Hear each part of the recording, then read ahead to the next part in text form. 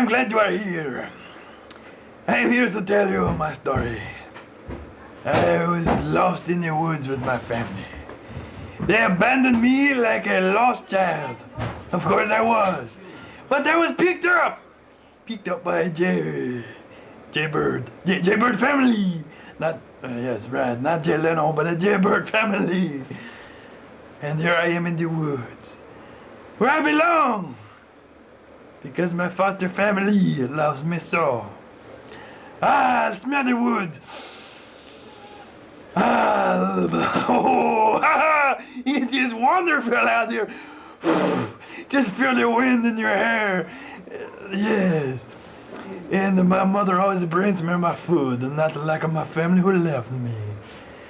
My mother would call to her, hello, Mama.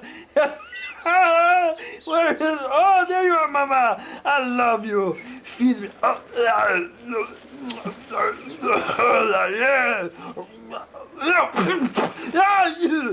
But it is not good. I don't know what I'm saying. Hello?